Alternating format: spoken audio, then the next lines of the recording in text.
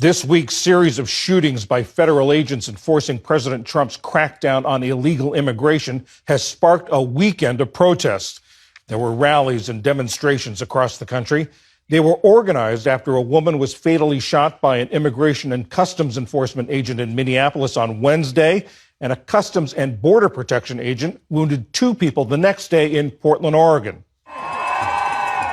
In Minneapolis, crowds gathered in the city where an ICE officer shot and killed 37-year-old Renee Nicole Good and demanded that ICE leave. Voices of anger and outrage were heard across the country. Killing people in the streets in intimidation tactics is horrifying, and we can't allow it. We have to stand up. We want ICE off the streets! From Durham, North Carolina, ICE out for good! to rainy Washington, D.C.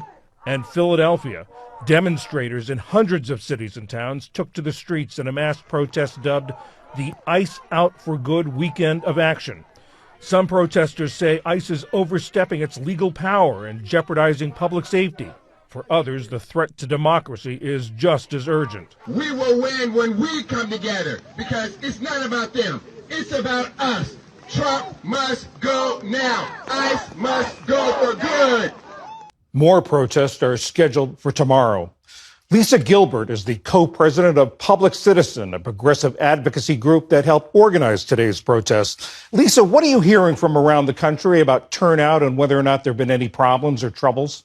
Well, turnout has been amazing. We're holding 1,000 plus events, peaceful, lawful vigils around the country in this astounding moment where people are reacting to an atrocity.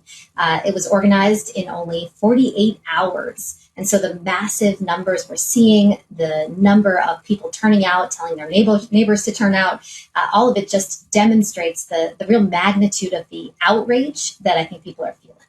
Were you surprised that it came together so quickly? I think this issue really impacts us all. No one in America should walk the street fearful of masked agents, should be worrying that their businesses could be ransacked, or facing intimidation and violence or even death just for being a good neighbor. I think many people see themselves in this incident, have been truly horrified at the escalating violence that they've seen from ICE and CBP. And this moment sparked a tinder. People are reacting to an abuse of power that they've been watching for many weeks and months. What was the goal for today? What do you hope to accomplish? The goal for today is to have a community-led, nonviolent, lawful reaction to the horrors that we've been seeing. The deadly violence, the terror wielded by ICE, the abuse of power from Trump, none of it is acceptable. So we want to honor and humanize the lives that have been taken by ICE. We want to demand accountability and transparency and immediate investigation into the killing of Renee Good, and just really expose the systematic pattern of violence, which does not just include Renee. It includes 30 plus lives that have been lost in ICE detention just in 2025. So calling attention, calling for accountability, these are our goals. The Trump administration has already said that they're going to deploy a bigger federal presence into Minneapolis. I mean, what do you say to that? I think it is exactly the wrong reaction. People are calling for this non-essential, unnecessary, militarized force to leave. The reaction has been clear, and what more troops will spark is more intensity. And what we want to do is de-escalate, focus on accountability for the harms that have already been perpetrated, and move forward.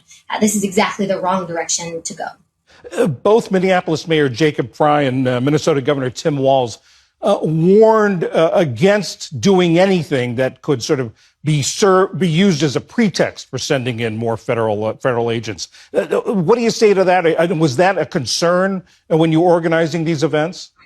Well, our events are First Amendment right protests, so long as they are nonviolent and peaceful, which they have been, and which was the goal and undergirded all of our organizing.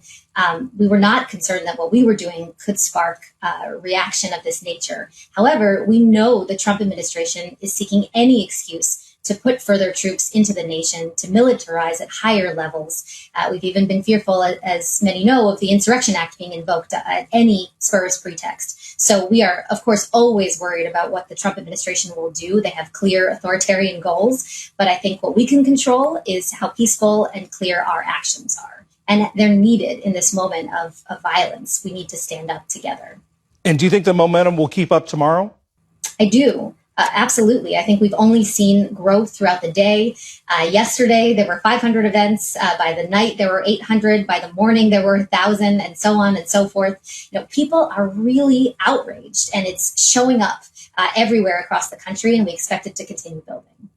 Lisa Gilbert, co-president of Public Citizen, thank you very much. Thank you.